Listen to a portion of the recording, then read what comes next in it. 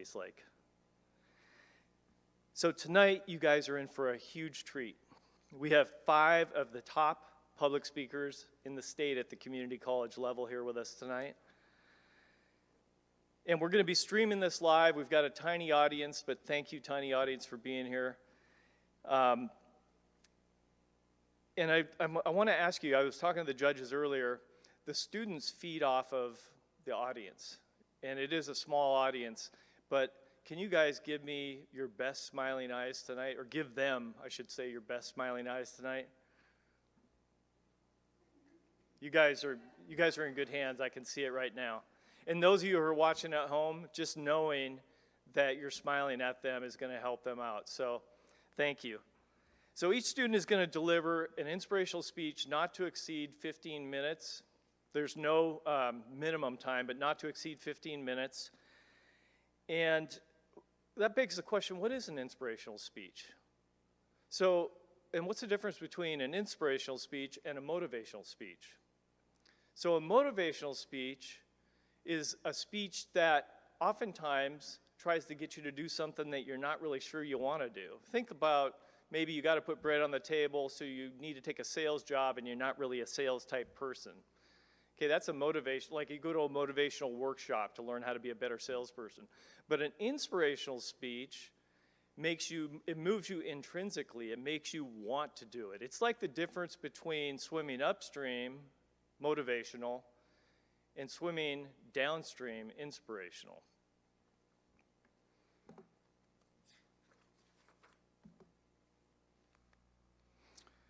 So folks, if these young people do their jobs well tonight, and I know they will, they'll move you to possibly tears, they'll have you laughing, but most importantly, they'll have you going home saying, man, I'm ready to make some positive changes in my life.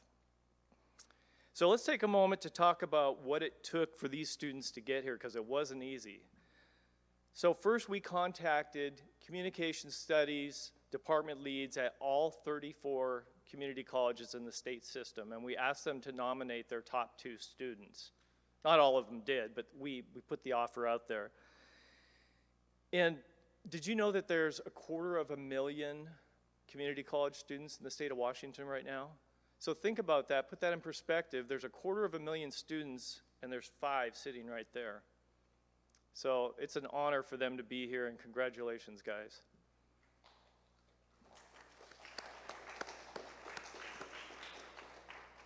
Once they were nominated, they were charged with uploading a 3-minute teaser video of their inspirational speech.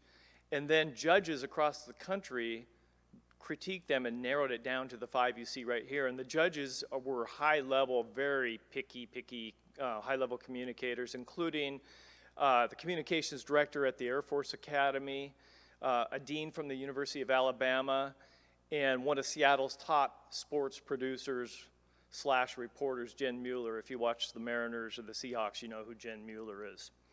And Jen Mueller was ranked the number 4 public speaker in the country in 2012. So they were highly scrutinized. And then the hard part, the relentless rehearsal and the courage to get up here tonight. But here's the good news.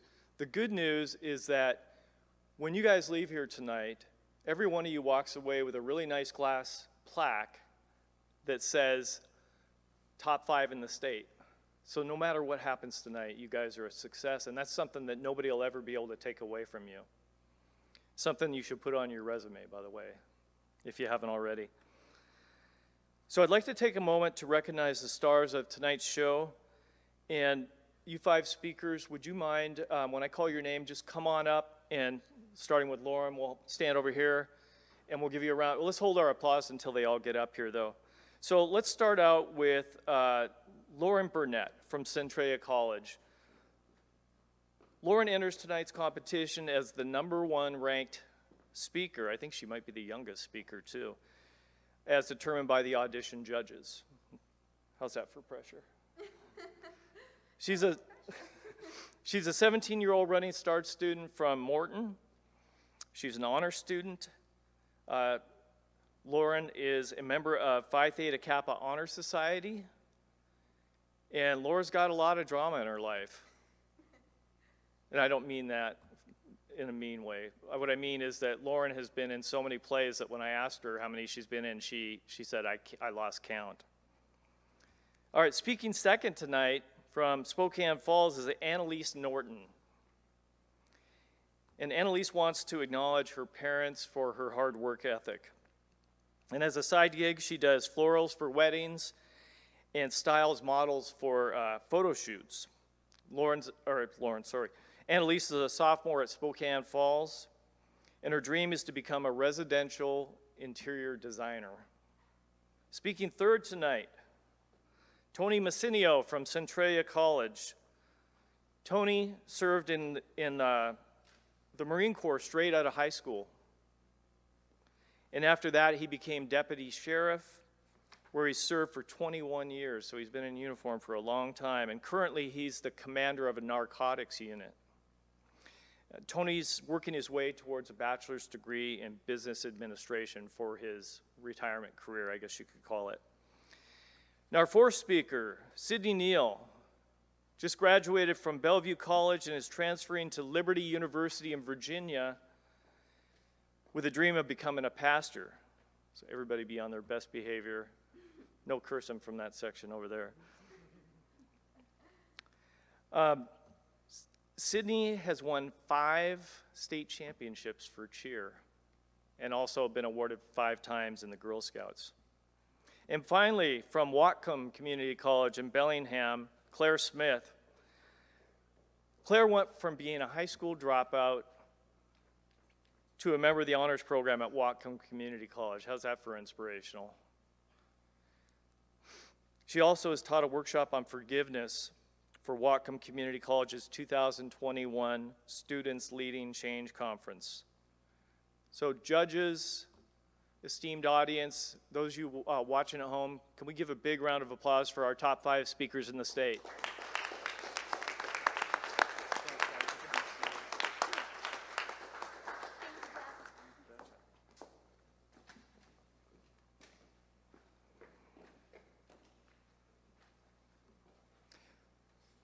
Next, I'd like to acknowledge the parents and the grandparents and the professors who have guided these young folks along. Wow, what an amazing group of people, and I'm grateful to you for the way you've brought them up, and now you're about to see the fruits of your labor. Of course, you probably see the fruits of your labor all the time, but congratulations. And I'd also like to acknowledge our judges now. We have 3 outstanding judges, all of whom are excellent communicators. Judges, if you could, maybe you could just come up and make a loop around me as I call your name. So I'd like to acknowledge the Director of Community Engagement for United Way, Mr. Mike Leonard.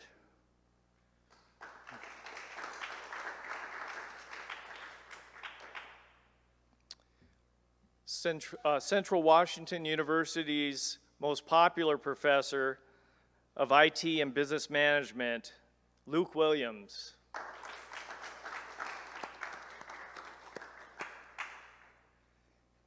And finally, are you feeling lucky? The director of the Washington State Lottery, Marcus Glasper.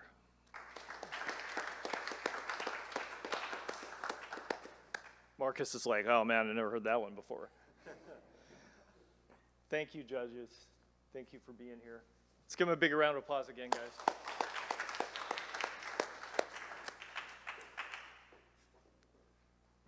I should mention that we've gone out of our way to ensure that none of the judges have any connection to Centralia College or the speakers tonight. But I do want to be completely transparent in that all the judges will receive a Centralia College sweatshirt, season tickets to all the sporting events here at Centralia College, and a nice little bonus check from the foundation. I'm joking, of course. That wouldn't be ethical. There's no sweatshirt. All right, there's a lot more people that volunteered to make this happen, but in order to buy the judges time at the end to add up the scores, we'll acknowledge those people later. Before we start, can everybody please make sure you turned off your ringers? And we ask that when you're not speaking or drinking or eating, that you please keep your face covering on. So we're going to do 2 speeches, and then we'll have a 10-minute intermission. There'll be food and drink out in the hallway. The bathrooms are straight back. You can't miss them. You'll run straight into them.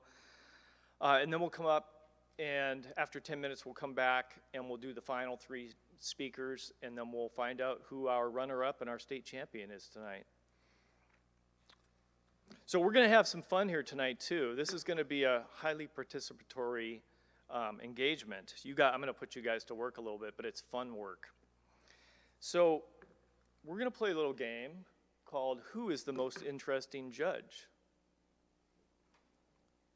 They're actually all interesting, but one of them is really interesting. And by the end of the night, you have to guess. Anybody ever watch that show called The Hustler? If you haven't seen a show called The Hustler, that's what I modeled this.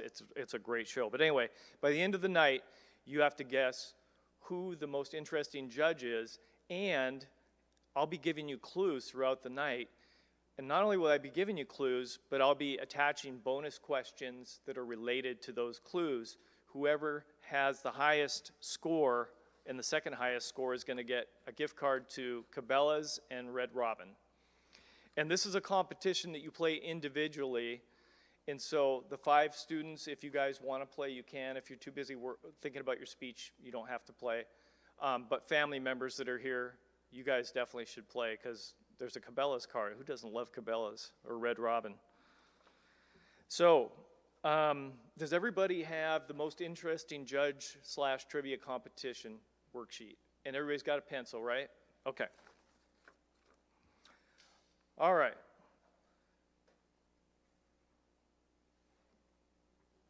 And again, guys, no using your phone, please.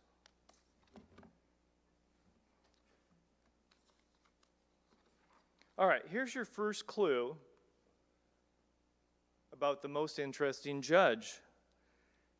The most interesting judge was pull-up champion at their former gym. I think all 3 of these guys look like they could be pull-up champions. Was it Marcus, Luke, or Mike? And you don't have to decide that yet. I'm going to give you 6 clues tonight. And here's the first bonus question. You do have to answer this one, though, right now. So here it comes. What's the Guinness World Record for most pull-ups in 24 hours? This is worth 5 points. You have 15 seconds to circle an answer on your sheet. And then I'm going to show you the answer because you're going to grade yourself. We're going to do the honor system tonight.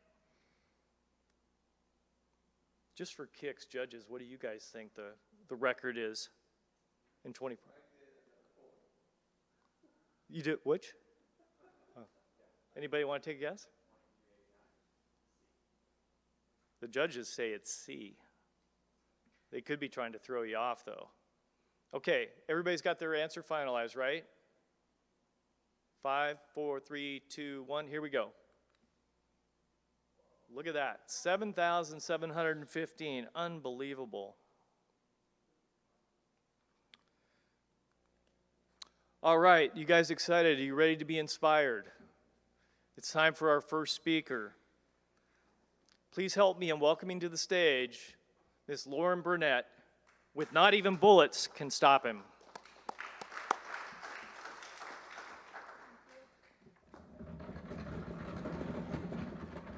Thank you so much for that introduction, Jeff. Hello, everyone. I am so excited to be up here in front of you all today presenting my speech. Director Leonard, Professor Williams, Director Glasper, amazing everyone in the audience, and viewers online, thank you so much for taking the time out of this beautiful sunny day to be here. I so appreciate you all. So thank you again. Not all heroes wear a cape, and not all heroes have a happy beginning. Tony Anthony started his early childhood in an orphanage. Both of his parents contracted tuberculosis. His father died quite quickly, but his mother survived in a sanatorium for many years. She remarried and even had children in this isolated institution. but would never see her prior family again. Tony would never meet his younger siblings, but live his adolescence in the orphanage with his older brother. Red-headed and full of energy, Tony was a beloved rascal whom the nuns adored. He spent much of his free time in the attic, memorizing scripture as punishment for many of his creative antics. It was rumored that by the time Tony left the orphanage, he had the whole Bible memorized. Even with all of his shenanigans, Tony was a favorite, and the nuns were able to collect enough funds to send this bright young man to college. With World War II on the forefront of everyone's mind, Tony joined the Army Air Corps as an officer and served as a navigator on a B-17. His first duty station was in Boise, Idaho. It was in this small town that he met Miss Boise. She was a beautiful woman with bright eyes and a fantastic personality. Tony fell hard for this sweet-natured farm girl, and they were married after only a few months. Unbeknownst to him, his bride was 8 years his junior, a fact that came to light while preparing for their wedding. Years later, family would tease the two lovebirds about their quick nuptials. But Mary would brush it aside with a smile and say, "Times were different back then. There was a war going on." The couple didn't have much time to enjoy each other's company. Shortly after their honeymoon, Tony was sent abroad to serve in World War II. His initial mission was taking aerial photos over Africa. His B-17 didn't have any defenses, seeing that this mission was considered relatively safe, and they needed the artillery on the B-17s flying into war. Tony's relatively boring mission didn't stay that way for long before his squadron was called to where the action was. They became acquainted with various guns, turrets, and how to avoid incoming fire. Tony was shot down 3 times in total. The first is a bit of a mystery, as none can recall him ever mentioning this particular story. The second time, Tony was shot out of his plane over water. He was lucky enough to be picked up by an American military vessel. But they really just cared about his parachute because the material was made of valuable silk. Tony used to joke and say, "They didn't much care about retrieving me, but it was a 2-for-1 bargain, and one I was very thankful for." The naval vessel dropped Tony off at a long pier, with quite possibly the worst timing ever. Like something out of a Hollywood movie, Tony ran down the pier for his life as enemy aircraft released round after round of gunfire at the dock and those unlucky enough to be on it. Twice, his wife Mary received letters in the mail telling her that her husband Tony was missing in action. She was pregnant at the time and obviously devastated that the love of her life could be dead. Both times it seemed a miracle that Tony had survived, and she counted down the days that he would be released on leave to come home for the birth of their first baby. It was because of this excitement that Tony traded a mission with a friend so that he could come home just a bit sooner. A mission that would lead to him once again being shot down.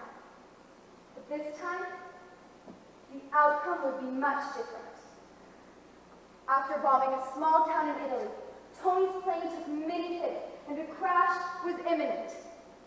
Though the bullets fired took the plane down, Tony lived, but was severely wounded. After the crash, an Italian woman found him, fed him, tried to treat his wounds, but had to send Tony away. If the Germans found that she had cared for him, she would be killed. Tony and other Allied soldiers were rounded up and marched through the town that they had just bombed. The German soldiers did nothing to protect the men at all. Angry townspeople chased them with pitchforks and anything lethal that they could get their hands on. The men were forced to run to the trains where they would be transported to the prisoner of war camp.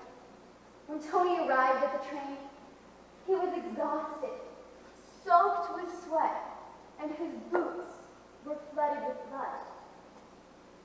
The men were packed into the train container to such an extent that when Tony awoke from his sleep, he was upside down. When the men finally arrived in Germany at the prisoner of war camp, they were escorted to barrack-like buildings. Because all the German soldiers were actively fighting in the war, townsmen were recruited to act as guards at the prisoner of war camp. Tony said that this was a blessing. Many of these people showed sympathy to the prisoners, unlike the German soldiers who had previously been there. Although Tony lived the next 3 years of his life in terrible circumstances, practically starving, cold, and distant from his loved ones, he did not complain. He did not stop thanking the Lord for what he had, and he never looked at the negative. Before nearly dying of starvation, Tony and the other soldiers were liberated by none other than 4-star General George Patton. When Tony finally arrived home, he was able to meet his son, who is now 3, and his wife, who wondered if she'd ever see him again. It wasn't Tony's time in the military that made him a hero, but his mental resilience and positive attitude. Tony lived out the rest of his life in Boise, Idaho. It definitely took some adjusting to get used to civilian life again. But he did not complain about his hardships. He was thankful for each and every day. Tony never shared any of his stories with his family until years later. It's hard to believe that such a happy-go-lucky man who always had a joke to offer or a story to tell had, in fact, endured such a hellish situation. Tony was awarded a Purple Heart for his heroic endeavors, but tucked it away, and if anyone ever asked him about it, he would chuckle and say, "It deserved to go to the soldiers who weren't stupid enough to be shot." No matter what Tony faced, his positivity led him through any hardship, gave hope to the Allied prisoners, and continues to inspire those who know his story. You too can be the hero of your own story if you look at the positive in any situation. I am proud to call Tony Anthony my great-grandfather. Not even bullets could take down this hero. And with that, I thank you.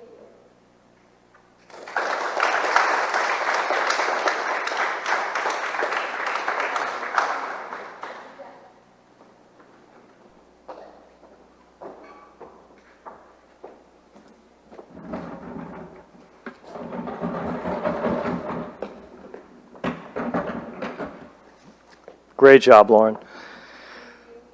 Okay, guys. Our second clue, if you can see on the screen. This judge has never had a surgery, save for tonsils. Never had a surgery.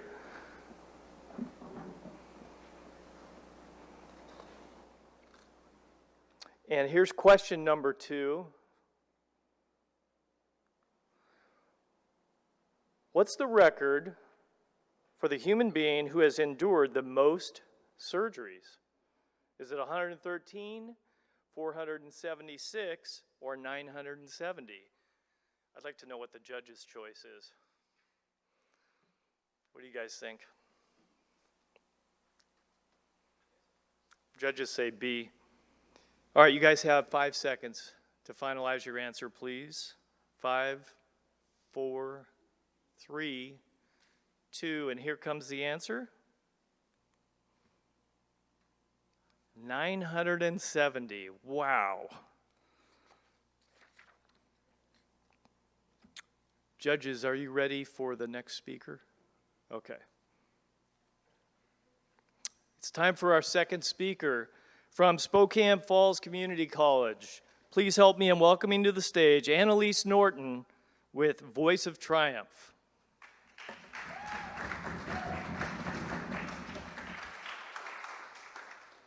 you, Jeff, for that introduction. Good evening, Director Leonard, Professor Williams, Director Glasper, esteemed audience, and people at home. Comfort zone. We all have one, right?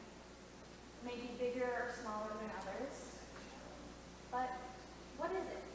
It's a psychological state of feeling safe, at ease, and in control. You may think if we have control of the situation, that we won't get hurt or embarrassed. And I believe that is a root of fear. But what would happen if we stepped out of our comfort zone? What if a slew of opportunities were presented to you? How much would you grow? For instance, the last 24 hours have been very difficult for me to get here, and I almost didn't make it. I was this close to taking the next flight back to Spokane, but I persevered and made it. One of the many people who I think of who stepped out of their comfort zone is King George VI, Queen Elizabeth II's father.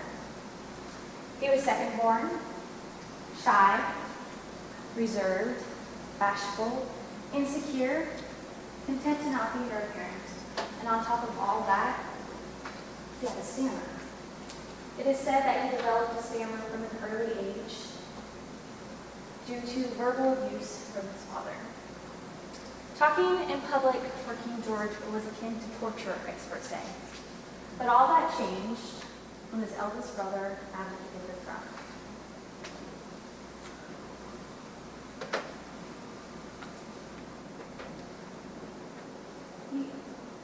Due to his sheer ordinariness, he became the darling of the nation.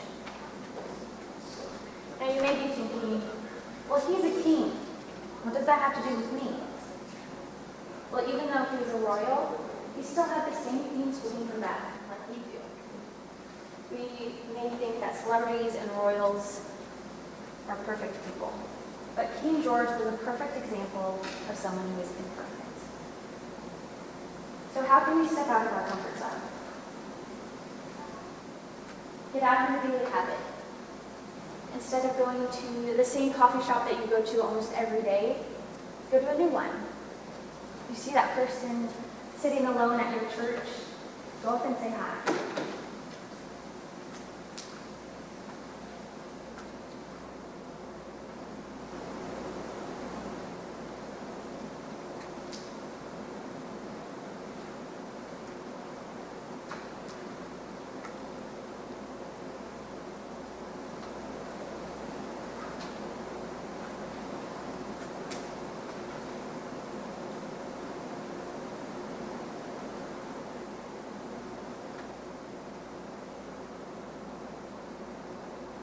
You may do and see things that you never thought you would ever do, and it may amaze you.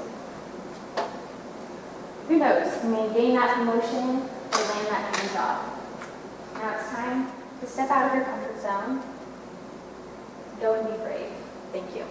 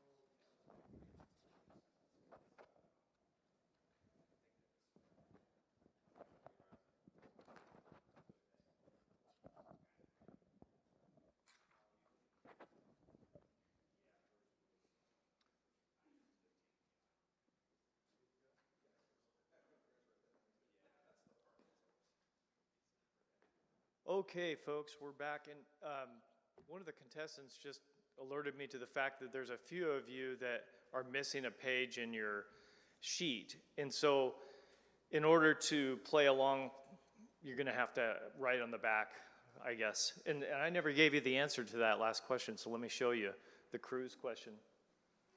The Caribbean was the correct answer. And these are all worth 5 points, by the way.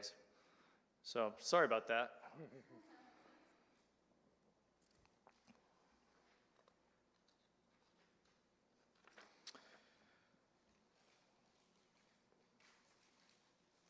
Okay, it's time for our third speaker. I'm really excited to hear this story. I think you're going to enjoy it. Please help me in welcoming to the stage Tony Massinio from Centralia College.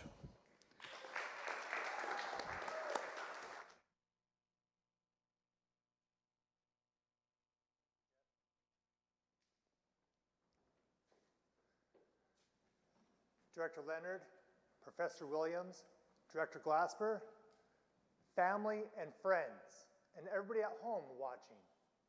Thank you for coming tonight and supporting me and my fellow competitors. Let me ask you a question. Would you give your left leg in a lifetime of pain and surgeries for somebody you didn't know?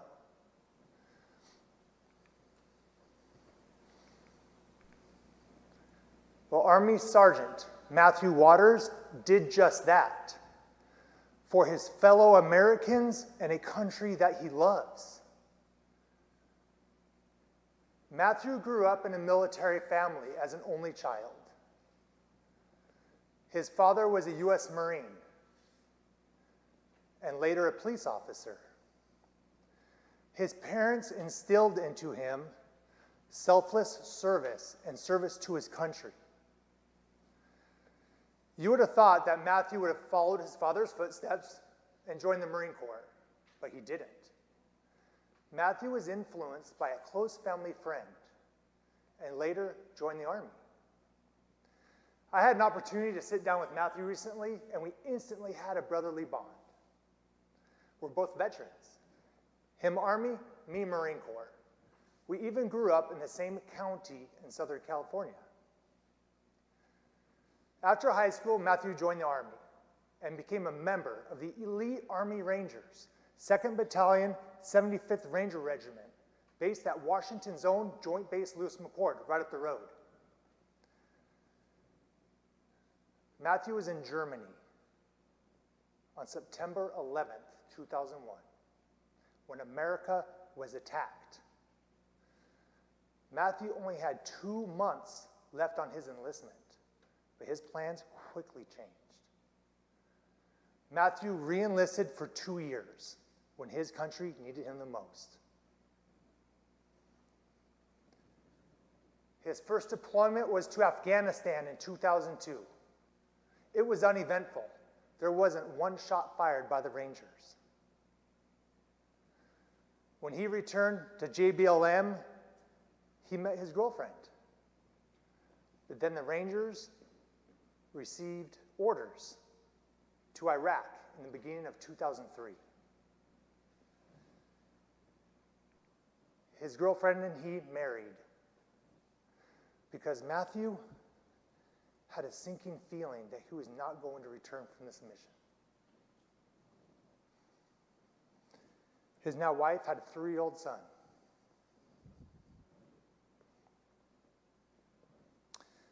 Iraq was much different than Afghanistan.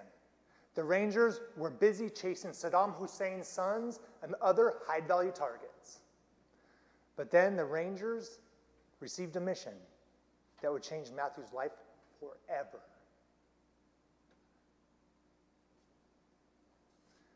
On June 11th, 2003, they received the monumental task of being the main assault element on an Al-Qaeda terrorist training camp in western Iraq. The Rangers have a motto, Rangers lead the way. And that's exactly what Matthew did. Out of the 120 Rangers, he was a point man. He literally led the Rangers to contact with the enemy.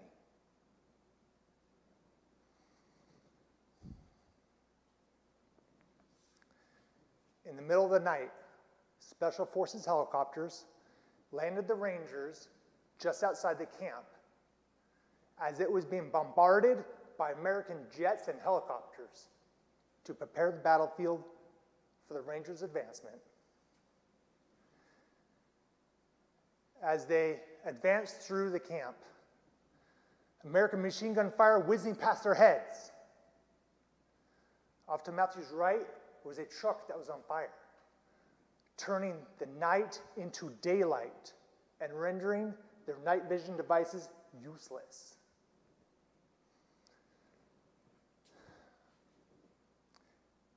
This is what Matthew's parents raised him for, and what the Rangers trained him for.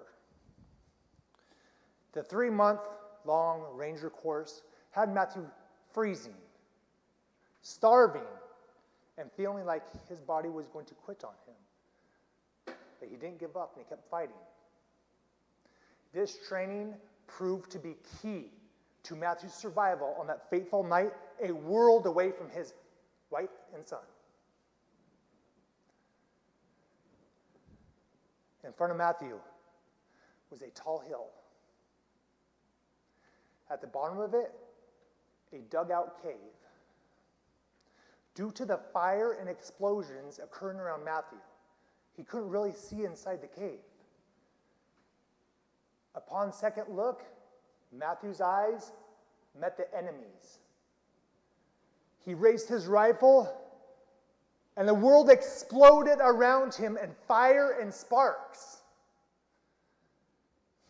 You see, Matthew had just been hit by a rocket-propelled grenade. His body heaved in the air, and when it came back down to the earth, he didn't skip a beat. He returned fire at the enemy's location, and then his rifle broke. But he didn't stop. He yelled commands to his fellow Rangers to the enemy's location, and they eliminated the enemy that attempted to take Matthew from us.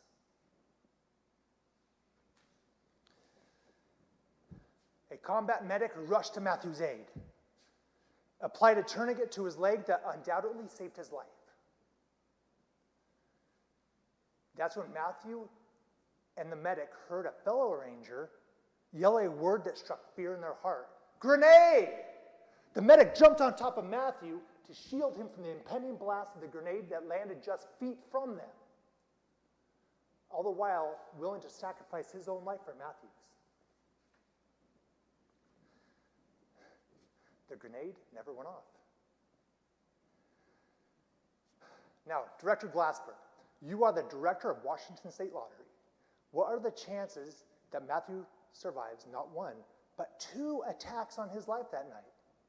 You don't have to answer that, but I bet pretty low.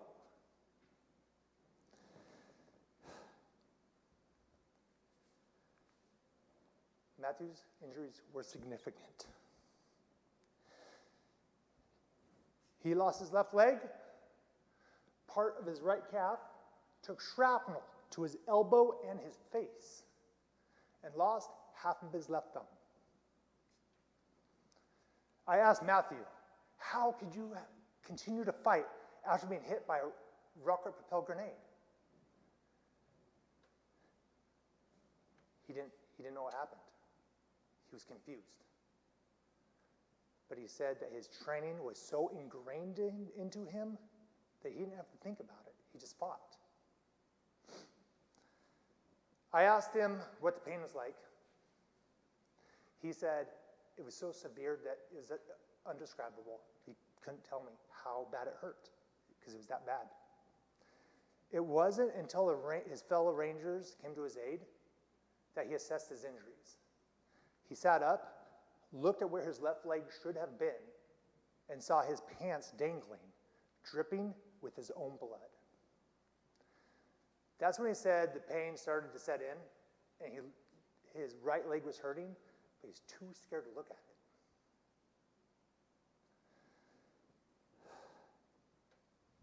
Matthew retired from the Army October 4th, 2004. He could have sat home and collected his retirement, but he did not do that. Just like the Rangers taught him, he never gave up and he kept fighting. Surprisingly enough, he still wanted to serve in uniform. You'll never believe what Matthew is doing now. He's a police officer, just like me. I asked Matthew, how did you get past the strenuous physical fitness test to get in the academy and get hired? He said it was not easy. Due to all the running, he suffered a severe infection in his left leg, had to go under emergency surgery. That set him back. He had to complete the entire 5-month academy over again. I asked him how many surgeries he's had. He said he doesn't know. It's too many to count. Due to the location of the amputation, it was never meant to bear his body weight. Therefore, the infections will continue and the surgeries will never stop. The most surprising fact about Matthew, he is a bomb technician on his department's bomb squad. He literally handles explosives, just like the one that maimed him for life. I asked Matthew how he could do that. He said, I don't mind it. I like explosives.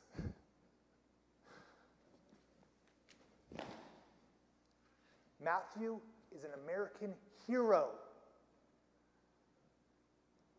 He is a loving husband and father, and a role model for all of us to look up to. So what I want you to do,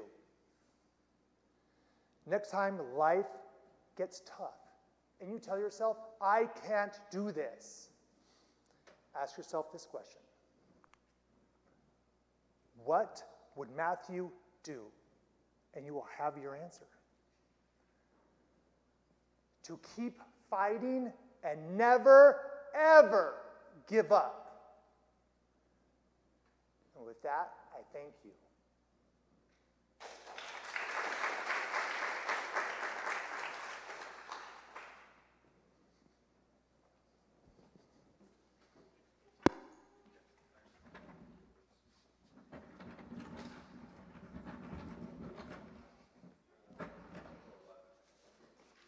Thanks, Tony. That was really inspirational.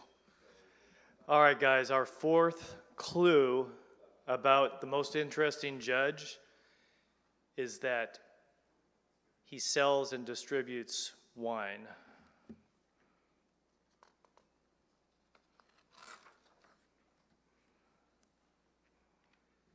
And here's your next question. According to the Guinness World Book of Records, how much was the most expensive bottle of wine purchased for? Was it $117,000? Was it $1.2 million? Or was it $95,000? $117,000, $1.2 million, or $95,000?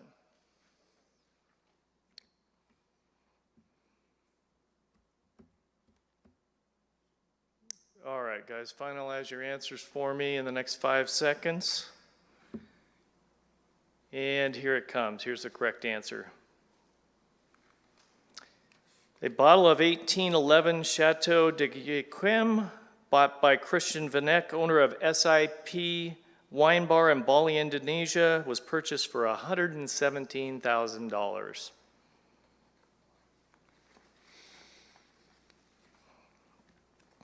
All right, we're down to our last two speakers. Will you please help me in putting your hands together for Sidney Neal from Bellevue College.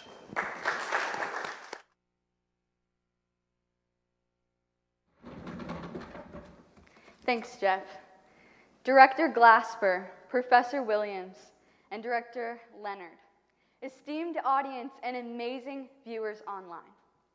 Do you want to live a life full of purpose, fulfillment, hope, and joy? Well, living this life is not impossible, and it starts with one decision. Will you make that decision today? This decision started with a man, and this man lived a perfect life. He made no mistakes. I don't know about you, but I make a lot of mistakes. I make mistakes every day, but this man made none. This man was so loving and had such a servant heart that he sacrificed his life for the people he loved most, even though the people he loved did not deserve it. The people he loved made mistakes every day, yet he did it because he loved them. Doesn't this man sound amazing? Director Glasper, Professor Williams, and Director Leonard, doesn't this man sound amazing? Well, if you haven't guessed it already, this man I'm talking about is Jesus Christ. And hold on before you stop listening, because I'm talking about Jesus, the Son of God. I want to remind you that this man, he was a man. It is an undisputable fact that Jesus walked the earth just like you and I. He went through the same struggles, same temptations, same pain that we go through every day, yet never did wrong. Never did wrong. To give you some context about the Son of God, Jesus, I want to explain some of the miracles that he did. There was a woman who was internally bleeding for 12 years. And can you imagine if you were internally bleeding for 12 years? I don't know about you, but I think I'd go a little crazy. She had seen doctor after doctor, and she couldn't be healed. And then she heard that the Son of God was in town. So she ran over to Jesus, and she's bent over. She's internally bleeding for 12 years and touches him. And she's healed. Let me repeat that. She was internally bleeding and touched him, and she was healed by one touch. I don't know about you, but that blows my mind. Second miracle I want to talk about is when Jesus fed the 5,000. You might have heard this in a social studies class, maybe a Bible study, but did you know Jesus fed 5,000 people with 5 loaves of bread and 2 small fish? And when I first heard this, I was like, okay, I guess you could say these people were fed. They got one little crumb of fish, a little bit of bread, and they ate it. And you could say that they were fed. No. The Bible says that these people got as much as they wanted, as much fish and as much bread as they wanted. Wow. And guess what? There was bread left over. There was food left over. Wow.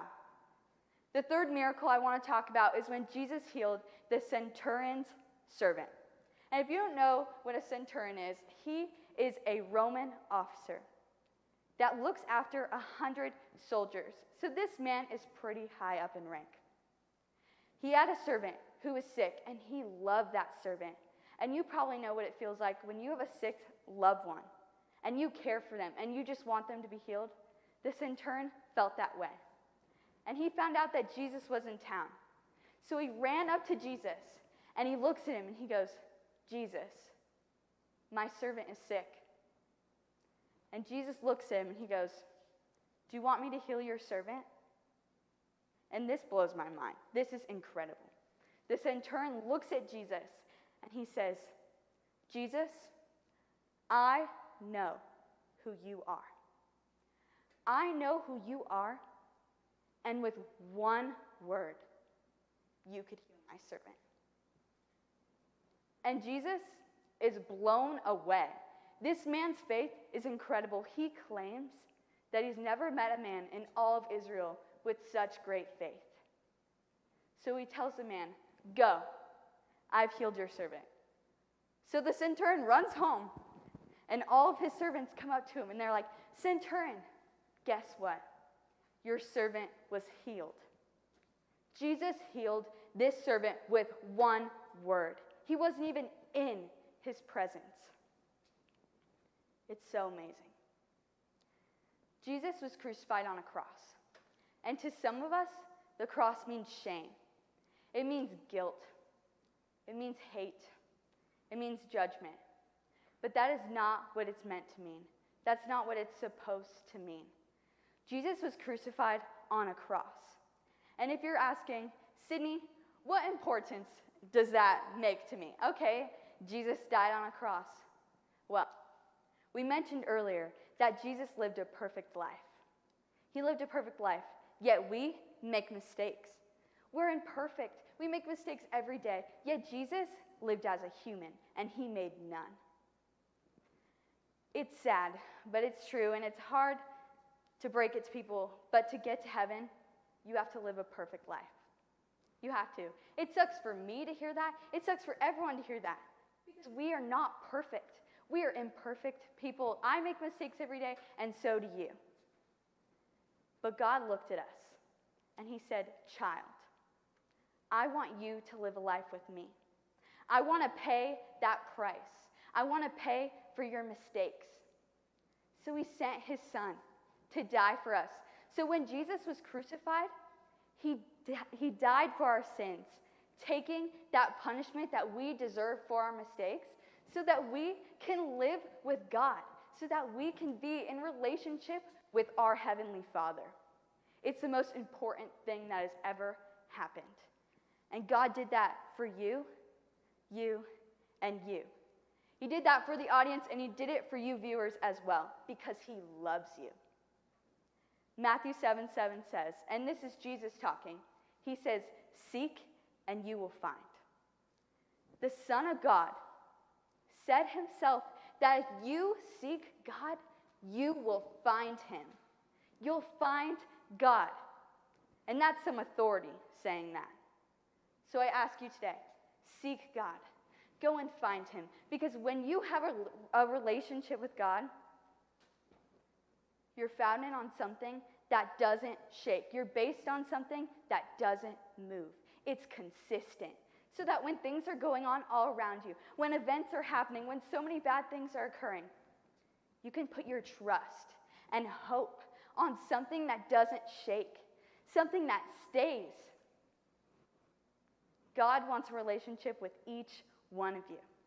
He sent his own son to die for you, and I can't even imagine sending my own son if I had a son. And if they were perfect, imagine sending your own child to the cross to die for a bunch of people who don't deserve it. But guess what? God loved you enough that he did that for you. So I ask you today, again, do you want to live a life full of purpose, full of fulfillment, full of joy, full of hope? All it takes is one decision. And when you make this decision, you're putting hope in something greater than yourself. You are trusting in our Father, and you are his child, and he loves you, he cares about you, and he wants a relationship with you. It's your decision to make that choice. It's your decision to turn to him. Will you make that decision today? Thank you.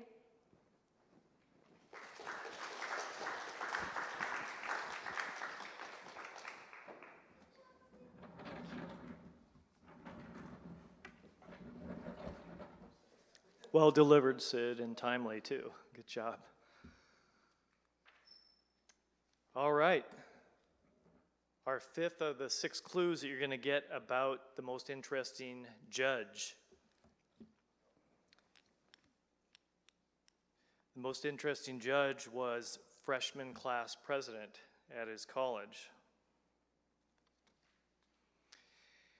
And that brings me to our next bonus question. Which celebrity was not involved in student government? Ronald Reagan, Hillary Clinton, or Brad Pitt? Which celebrity was not involved in student government in college? Ronald Reagan, Hillary Clinton, or Brad Pitt?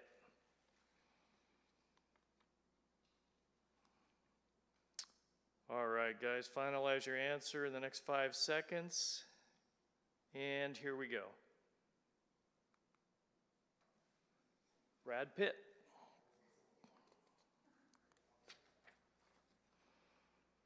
All right, here's another speech that I think is going to be valuable for all of you. I know it is for me. This is something I struggle with. Our fifth and final speaker from Whatcom Community College, delivering a speech, Forgiveness for Those Not Sorry. Please help me in welcoming to the stage Claire Smith.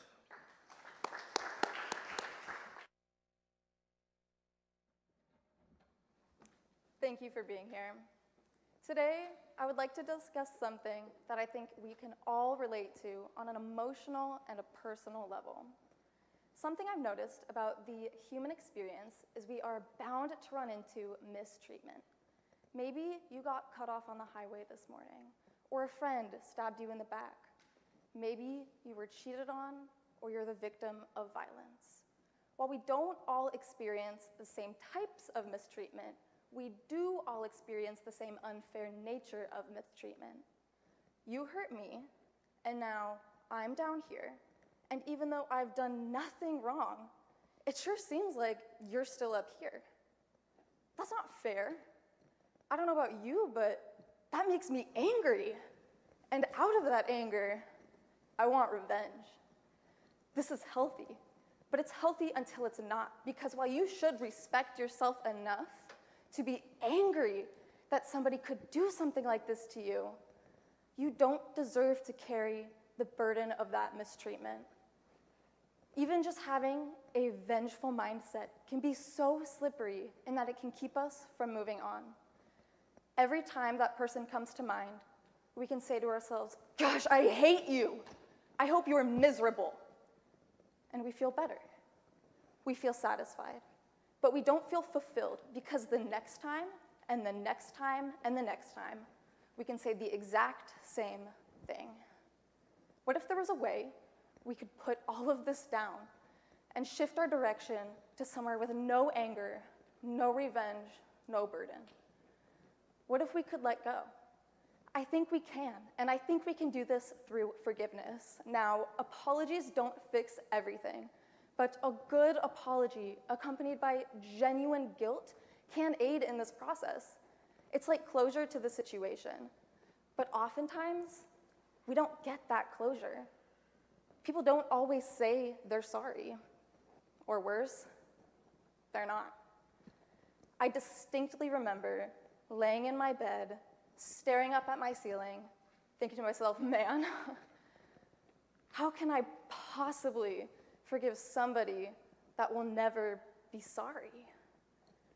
I don't know everything, but I do know what worked for me. And if you've ever had this vengeful mindset, you might just have everything you need to forgive them if you're able to shift your perspective. See, it's likely that your fantasy of revenge is not a fantasy at all. It's likely that that's reality, because although their pain may not be a direct result of what they've done to you, oftentimes there is immense, immense pain behind the action of mistreatment. And instead of looking at that pain with justice and satisfaction and happiness, what if, for one moment, we took our pain, put it aside, and stepped into theirs? What if we had empathy? I need to disclose that empathy is not an excuse for what they've done, nor does it make it okay, nor does it invalidate anything you may be feeling. But empathy is an opportunity. It's an opportunity to forgive, and it's an opportunity to let go. We may not know everything this person is going through, and we certainly can't find out exactly how it feels. But we can have empathy for that pain. And for just one moment, if we view them as, instead of the person that hurt us, as a person in pain, maybe we really can have that empathy. I know when I have that empathy, my anger starts to dissolve. My need for revenge begins to break down, and it's replaced with forgiveness. I can let go. We don't have to call them. We don't have to tell them. In fact, they don't deserve to know. But you deserve to move on. If you take away one thing from my speech today, let it be this. You deserve to be angry for the mistreatment you have received, but you do not deserve to carry the burden of that mistreatment. I'm here to tell you that while they don't deserve your forgiveness, you do. So, as you exit the building today, I invite you to bring someone to mind, someone whose burden of mistreatment you may be carrying, and perhaps consider forgiveness. Thank you.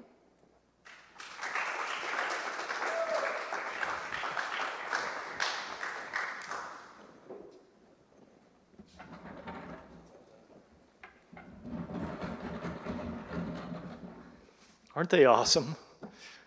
Let's hear it for all 5 of these guys again. Good job, guys. Great job.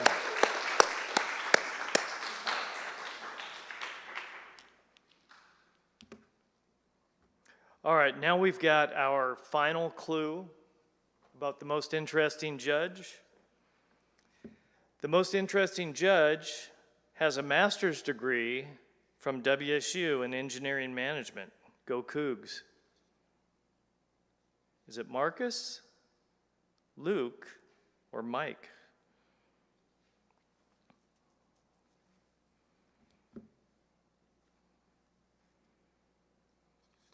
All right, and here's your final bonus question. Which WSU alumnus appeared in one of the Rocky movies? Was it Gary Larson, Dolph Lundgren, or Keith Jackson?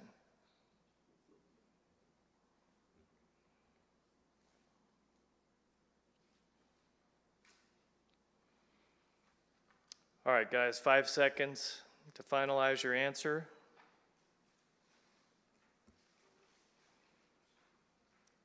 And time's up. Okay, here we go for the correct answer. Dolph Lundgren in Rocky IV played the Russian boxer Ivan Drago. All right, folks, so we've completed 5 great speeches and all 6 trivia questions. But before we announce the winner, I'm going to give everyone a minute or so to add up your scores now from the 6 questions, and then think about who you think the most interesting judge is. And then we'll hand out the gift cards. So go ahead and take a minute to add up your scores. Remember, each of the questions is worth 5 points. Each question is worth 5 points.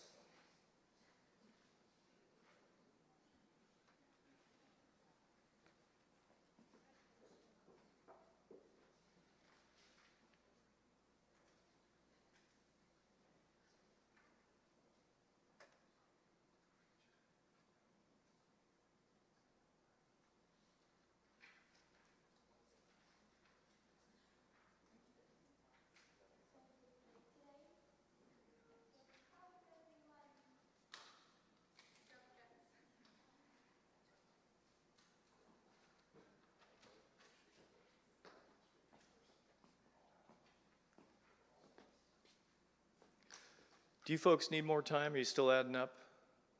Show of hands how many people are done adding up their scores. And how many are not? Anybody not? Okay. All right.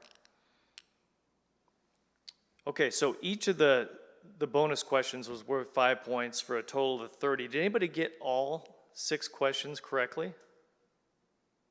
Anybody get 5? Okay, well, we made them challenging anyway. All right. Now, I want you guys to decide who the most interesting judge is. Remember, we're working individually here. And if you get the most interesting judge correctly, you get 30 bonus points added to your score. But if you don't get the most interesting judge correctly, you subtract 10 points from your score. So, you have 10 seconds to finalize. Go ahead and write it down on your paper, who you think the most interesting judge is. Or I think I gave you a spot to circle it there, didn't I?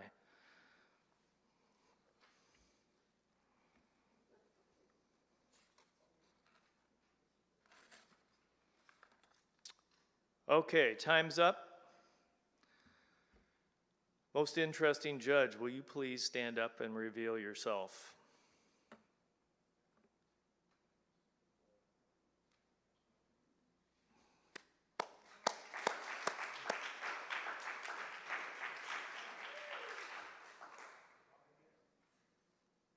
Mike, are you being honest? He's fooling you, it's not Mike. Most interesting judge, will you please stand up and reveal yourself? All right. These guys are the biggest liars.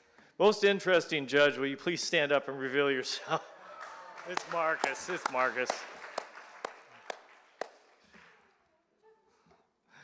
All right, now it's time to figure out who gets the Cabela's card and the Red Robin card. When I call out your name, will you please tell me your score if you played? Lauren, did you play? Annalise, did you play? Okay. I think I made this a little too hard. Tony?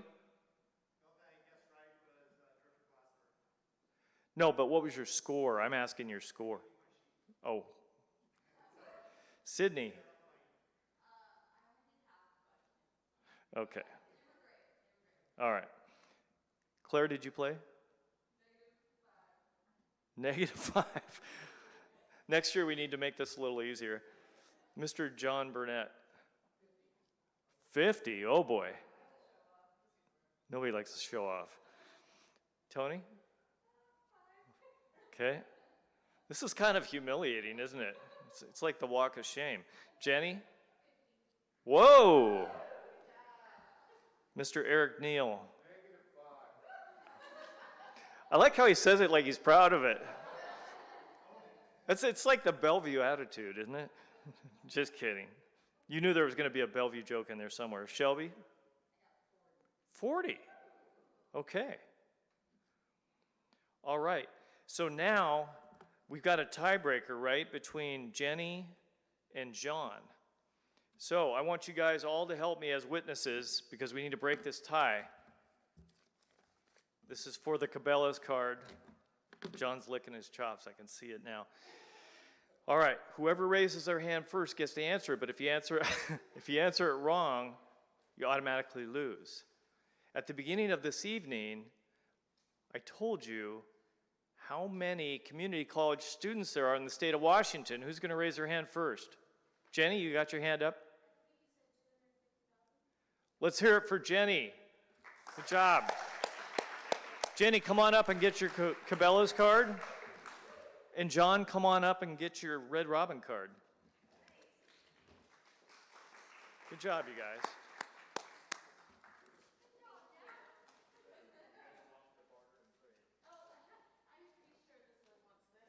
guys. Oh, that's right. Jenny's husband is a bird hunter.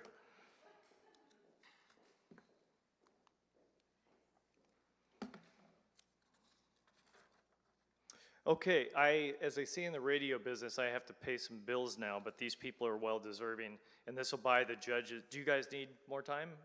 You're done already. Okay, I'm gonna, just real quickly, I want to acknowledge the people that helped make this happen. So the statewide advisory board, the people that advised me on how to run this thing, give me invaluable advice, would be Alex Brem, Professor Alex Brem of Lower Columbia College, Colleen McGough from Whatcom Community College, Catherine Medbury-Olison from Bellevue College, Craig Rickett from Spokane Falls, Dr. Karen Allman from Wenatchee Valley, and Laura McDowell of the State Board of Community and Technical Colleges. Those folks all, they're my advisory board, and without them, we wouldn't have had things flowing the way they flowed tonight. Dr. Bob Moorbacher of Centralia College has been really supportive. Dr. Joyce Hammer, our Vice President of Instruction, who came and spoke to the young folks earlier today. Chuck Wallace is our safety manager here on campus. Casey Rice is our Director of Buildings and Grounds. My wonderful speech student, Allison Ecker, in the back there, has provided the food and drink. Let's give Allison a round of applause. Thank you, Allison. And Christian Brune is the Dean of Instruction here, who every time COVID tried to knock this thing out, he and Dr. Joyce Hammer kept fighting to get it back in again, and so I'm just really appreciative of them. Cheryl Williams is our Director of Instructional Services here, who did a whole bunch of behind-the-scenes things to make this happen. She's one of those people that never asked for any recognition, but deserves a ton. Last year's champion was Haley Ward, and she came today and gave a workshop, a working lunch for our students, which was awesome. And Rick Perkins over here doing our audio visual and IT, and Sean Shanks, these guys, I don't know how to do this stuff. And so thank you, gentlemen, so much.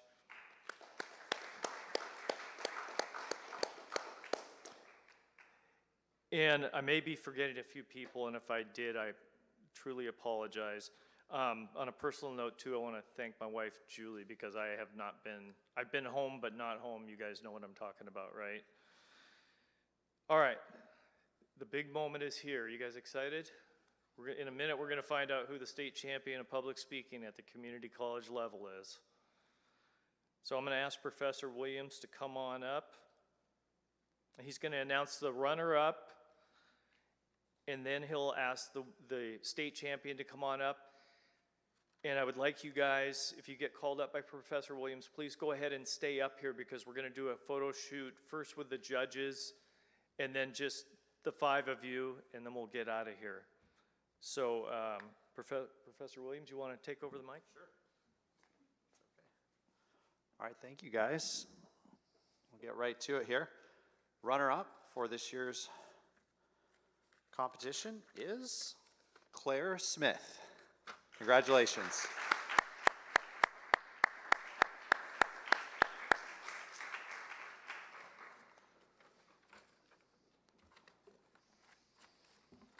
Congratulations. Thank you. All right. Now the moment we've all been waiting for. This year's state champion is Tony Messineo. All right. Hope I said your name correctly. Let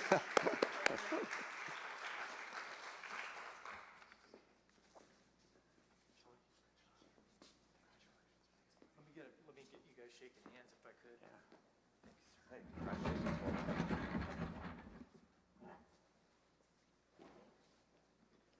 Claire, you want to get in there? Sure. Like that. How about that? Okay, now, Luke, if you want to shake Tony's hand and then Claire's hand after. You can step away from the phone. Yeah. Okay, Claire.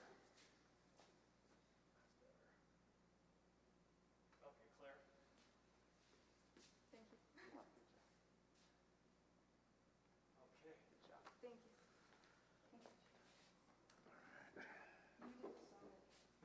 You guys stay up here. We're going to do a photo shoot. Folks, thanks so much for coming out. That's our show for tonight. Thank you, judges. You guys are awesome. Contestants, you guys want to come on up for a photo shoot? That's our show, and we'll have this on our Canvas site. And so if you want to see the recording of it, just ask your students, and they'll direct you to the Canvas site. Thanks, folks. Good night.